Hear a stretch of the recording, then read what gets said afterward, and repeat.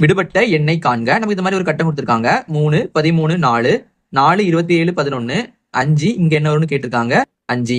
நமக்கு இதுக்கு என்ன அர்த்தம்னா 3 4 நம்ம பண்ணும்போது நமக்கு 13 கிடைக்கும். அதே மாதிரி 4 11 சேரும்போது நமக்கு 27 கிடைக்குமா? அப்ப 5 5 சேர்ந்தா என்ன வரும்னு கேட்டிருக்காங்க. நமக்கு இந்த 3 4 சேர்ந்தா என்ன வரும்? 3 4 கூட்டினா 7 தான் வரும். ஆனா இங்க நமக்கு 13 வந்திருக்கு. இப்ப பாருங்க இந்த 3 இருக்கு. நம்ம இந்த 3 ஸ்கொயர் பண்ணலாமா? ஸ்கொயர்னா அந்த நம்பரை வச்சு அதே நம்பரை பெருக்கிறது. அப்படின்னா 3 × 3 3 9 வரும். 9. அப்புறம் இங்க 4 இருக்கு. 4 நம்ம கூட்ட போறோம். 9 4 கூட்டினா நமக்கு 13 கிடைக்கும். கரெக்டா இருக்கு.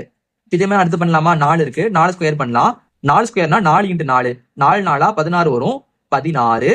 அப்ப இங்க 11 இருக்கு. ரெண்டையும் கூட்டலாம். 16 கூட 11 கூட்டினோம்னா நமக்கு 27 கிடைக்கும். 27 கரெக்டா இருக்கு.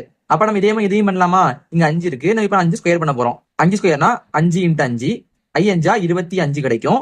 இங்க நமக்கு 5 இருக்கு. கூட்டலாம். 25 + 5 நமக்கு 30 கிடைக்கும். அப்ப நமக்கு ஆன்சர் 30. அப்ப நமக்கு இந்த இடத்துல 30 வரும்.